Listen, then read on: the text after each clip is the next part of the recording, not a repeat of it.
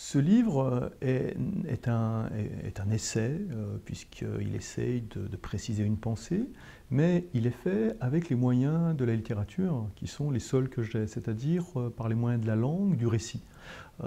J'essaye de faire le point sur une vingtaine d'années d'intérêt, ou 20 ou 30 ans, ou peut-être même 50 ans, ça m'a pris peut-être tout petit. Finalement, toutes ces années d'intérêt pour la chose spirituelle, j'essaye de le cerner en racontant à la fois comment, dans mon histoire familiale, cette chose s'est transmise et mal transmise, comment dans ma vie de rencontre j'ai pu évoluer, et puis également essayer de décrire qu'est-ce que c'est que cette présence, du divin qu'on ne voit pas, qu'on ne peut pas voir, mais qu'on peut éprouver et ressentir. J'ai l'impression que le corps est quelque chose d'un petit peu oublié, un petit peu maltraité, un petit peu méprisé. Ou alors, quand on s'en occupe, cette façon soit médicale, soit sportive, ce qui est, à mon sens, sans grand intérêt. Alors que le corps, c'est notre seule propriété. C'est le petit morceau d'univers qui nous appartient. Nous n'avons que ça.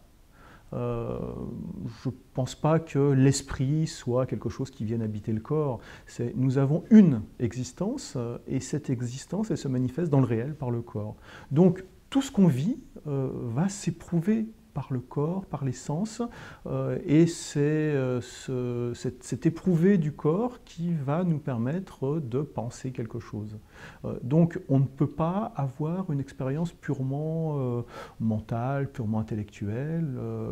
Le corps y a sa grande part. C'est vrai que dans mon histoire personnelle, il y a une sorte d'héritage chrétien un peu lourd. Mais ça, comme beaucoup de mes semblables en Europe occidentale, en France, nous avons un passé chrétien qui est un petit peu moralisant, un petit peu pesant.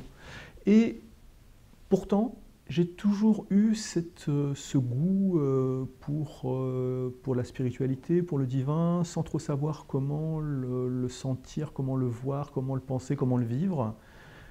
Et à un moment donné, j'ai trouvé que la spiritualité chrétienne était une façon joyeuse, pouvait être une façon joyeuse de vivre ce goût du spirituel et du divin.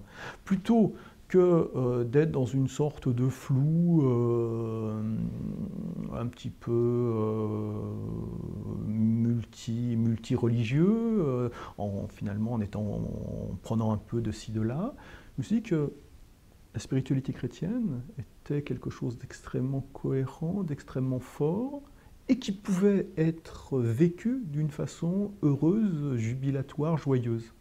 Et de penser ça, en effet, m'a totalement libéré. Entre l'expérience amoureuse et l'expérience du divin, il y a des liens très très forts. Il y a dans l'expérience amoureuse quelque chose du spirituel, dans l'expérience divine quelque chose d'érotique. C'est mêlé. Et en plus, dans notre tradition chrétienne, c'est totalement mêlé. Il n'est qu'à voir la célèbre statue de Sainte Thérèse qui défaille d'amour, mais devant la lumière divine. C'est quelque chose qui, à mon avis, s'enracine dans les mêmes, dans les mêmes profondeurs psychiques ou spirituelles. Et donc, ce sont deux sentiments qui vont un petit peu de concert, ensemble. L'idée du livre aussi, c'est de dire que ces deux sentiments se mêlent. Si on ne connaît pas l'amour, on ne connaît probablement pas la foi. Si on ne connaît pas la foi, on connaîtra mal l'amour. Les deux sont miroirs l'un de l'autre.